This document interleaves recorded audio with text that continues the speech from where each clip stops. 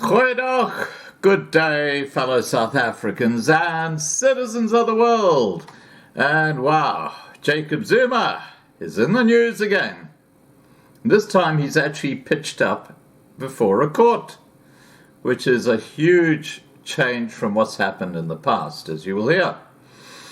Former South African President Jacob Zuma accepted more than 700 bribes over the course of a decade before he was president, including cash payments from French arms company Thales.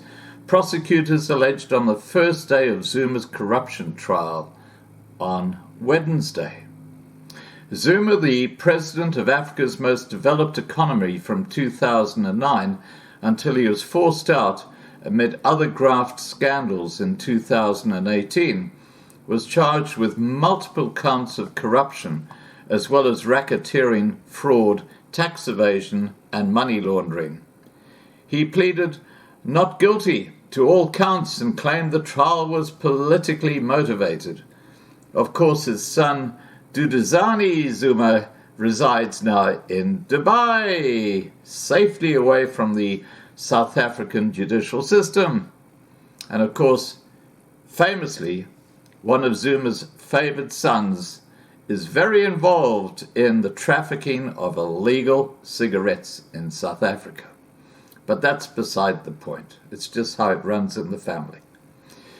The 79-year-old Zuma, who wore a blue suit, red tie, and a face mask in court, also filed papers asking for the chief prosecutor to be removed from the case, claiming he was biased. The judge said he would consider Zuma's application. This kind of sums up the excuse that Zuma put forward when he was supposed to appear before the Zondo Commission. Remember the charges of Raymond Zondo being biased against Jacob Zuma? Crazy. Anyway, let's continue. Zuma could be jailed for 25 years if convicted. After the trial was adjourned until July the 19th, Zuma addressed hundreds of his supporters outside the courthouse. He said, "I have never taken anything from anyone. I have done nothing wrong." Talk about delusional. Yeah, we know he lies through his teeth. Anyway, he is a politician after all. The corruption charges relate to the time before Zuma was head of state, but a political figure on the rise, and include the period when he was the deputy president of South Africa from 1999 to 2005. Prosecutors alleged he received bribes from various sources, not just Thales, between 1995 and 2005.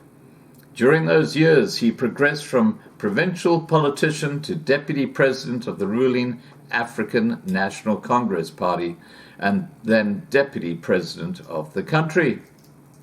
Thales is also facing charges at the trial and pleaded not guilty to racketeering and money laundering. Together, Zuma and Thales face 18 charges.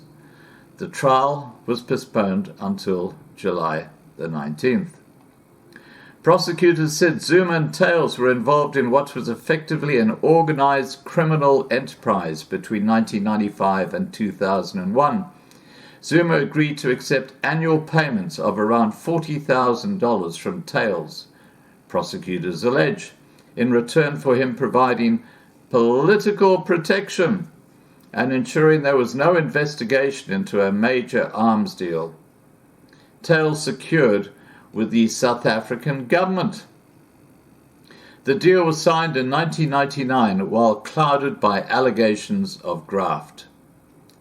Zuma was first formally implicated by prosecutors over the deal in 2005 and fired as deputy president as a result.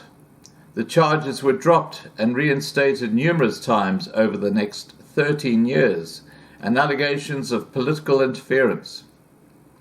Meanwhile, Zuma revived his political career to become South African president, just 4 years after being fired as deputy president.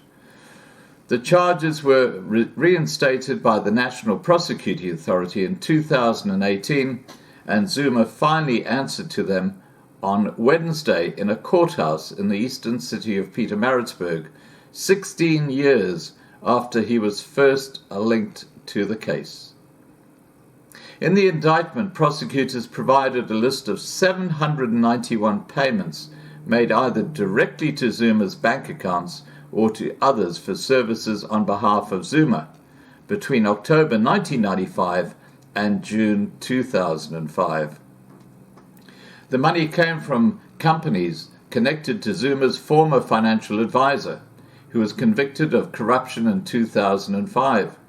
The advisor is accused of soliciting bribes for Zuma from tails and being the go-between, but also of bribing Zuma for his own business interests. Some of the payments were for as little as $7. $7, less than 100 rand, and other for as much as $28,000. They were listed in bank records as Zuma family costs, Zuma children education, and Zuma household costs. Among other descriptions, prosecutors said they totaled nearly $300,000. It was unclear if those payments included any of the alleged bribes from tails. Zuma, who faces separate allegations of graft while he was president at an ongoing inquiry, has often characterized accusations of corruption against him as politically motivated. He even claimed in his papers seeking the removal of Chief Trial Prosecutor Billy Downer that South African prosecution officials had colluded with foreign intelligence agencies over the years to frame him. While it appears more as Zuma's alleged involvement in graft while president will form part of this trial, he is already facing allegations at the separate judicial inquiry that he oversaw massive levels of corruption while president, and of course, famously, the Guptas. Zuma has refused to testify at that inquiry, despite an order to do so, leading the judge in charge to ask a court to send him to jail for 2 years for contempt of court. Well, we'll watch this space with interest because these charges go back basically an entire generation.